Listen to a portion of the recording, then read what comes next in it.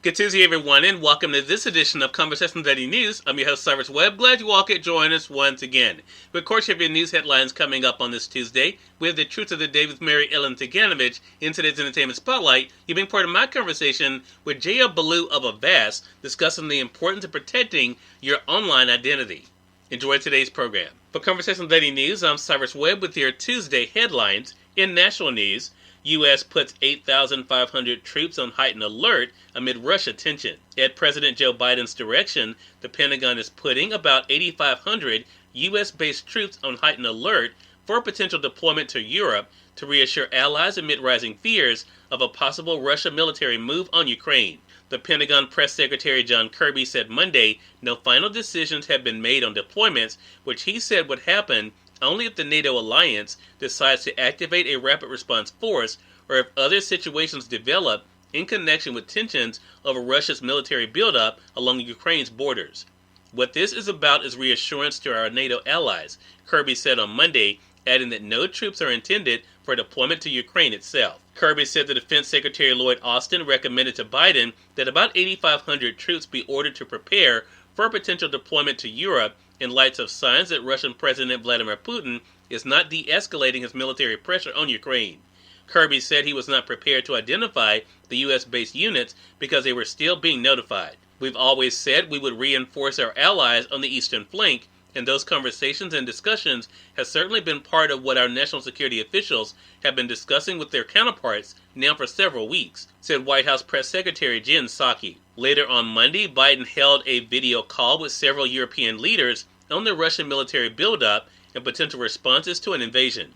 Kirby said Austin was anticipating the potential for NATO to activate what it calls the NATO Response Force, a multinational force totaling about 40,000 troops.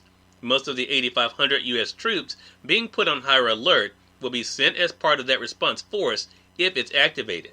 He added that he could not rule out that U.S. troops already based in Europe could be shifted east as further reinforcements. The Pentagon's move comes as tensions have soared between Russia and the West over concerns that Moscow is planning to invade Ukraine. With NATO outlining potential troop and ship deployments, Britain said it would withdraw some diplomats from Kiev, and Ireland denouncing upcoming Russia war games off its coast. Prior to the U.S. announcement, the Western Alliance statement summed up moves already described by member nations, but restated them under the NATO banner, appeared aimed at showing resolve. The West is ramping up its rhetoric in the information war that has accompanied the Ukraine standoff. In more national news, hope seen once the Omicron wave increases global immunity. World health officials are offering hope that the ebbing of the Omicron wave could give way to a new, more manageable phase of the COVID-19 pandemic, even as they warn of difficult weeks ahead and the possibility for another, more dangerous variant arising. In the U.S., cases have crested and are dropping rapidly, following a pattern seen in Britain and South Africa, with researchers projecting a period of low spread in many countries by the end of March. Though U.S. deaths, now at 2,000 each day, are still rising, new hospital admissions have started to fall, and a drop in deaths is expected to follow. The encouraging trends after 2 years of coronavirus misery have brought a noticeably hopeful tone from health experts. Rosy predictions have crumbled before, but this time they are backed by what could be called Omicron's silver lining. The highly contagious variant will leave behind extremely high levels of immunity. On Sunday, Dr. Anthony Fauci talked on ABC This Week about a best-case scenario where COVID-19 would fall to manageable levels so the U.S. could get back to a degree of normalcy.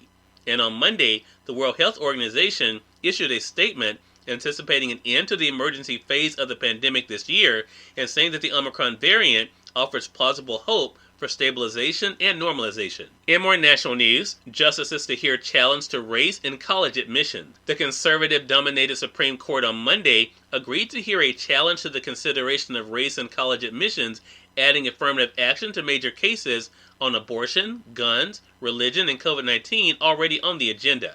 The court said it will take up lawsuits claiming that Harvard University, a private institution, and the University of North Carolina, a state school, discriminate against Asian American applicants. A decision against the schools could mean the end of affirmative action in college admissions.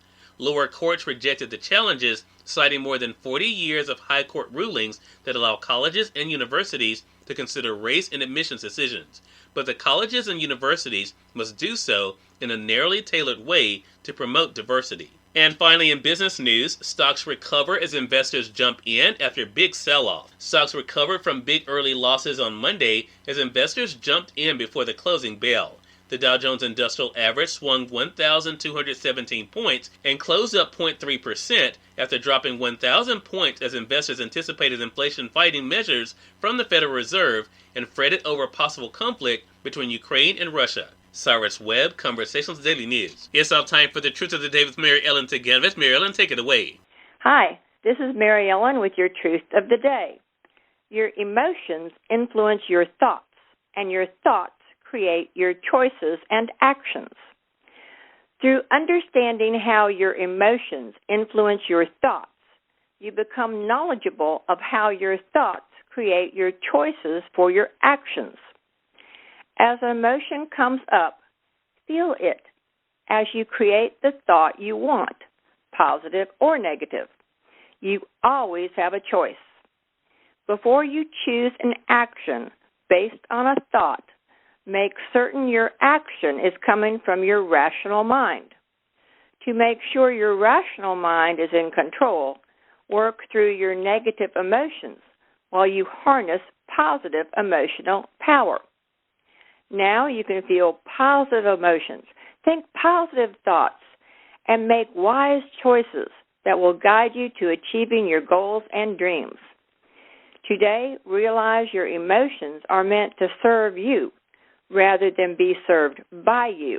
And as always, enjoy the day. Jaya Baloo of Avast is featured in today's Entertainment Spotlight. We're here on Conversations Daily News. For Conversations Daily News, I'm Cyrus Webb with the Entertainment Spotlight. Jaya Baloo of Avast joined me recently on Conversations Live, the radio show, to talk about the importance of protecting your digital identity and also your online security. Here's a bit of our conversation. Jaya, I think that the great thing here is that when it comes to the issue of security, right, it's something that should be, on all of our minds. What exactly is our digital identity, though? So our digital identity can be considered, all the things we need to kind of get online and use a particular service, and that could be the email address, the username, the password, a combination of those things, or even the attributes that are around that service that we might, use online.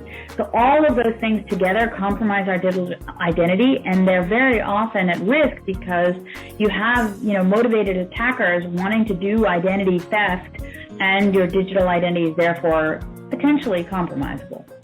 Exactly. Such a great point.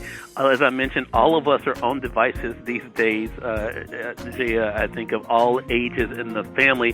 What are some of the common mistakes we sometimes make when it comes to setting up our new devices, though? So I guess the most common mistake is, we might have just gotten a new device for Christmas or, as a gift, and we just want to get it online and use it as quickly as possible. So rip off the packaging and just connect it to Wi-Fi right away. And here, this is an area where I would actually urge caution. We first, before we connect it to everything, that we make sure that we've, taken a look at updates and installing those right away, made sure that we have added an additional layer of security and privacy protection software to make sure it's protected against ransomware or phishing and protecting that personal information. Cyrus Webb, Conversations Daily News. We thank you all for tuning in to this edition of Conversations Daily News. We'll be up to you guys on tomorrow's more news, Truth of the Day with Mary Ellen Ciganovich, and of course your Entertainment Spotlight. Until then, I'm your host Cyrus Webb saying as always, enjoy your day, enjoy your life, enjoy your world. Thank you all for choosing Conversations Daily News today. Let's make today amazing. Take care.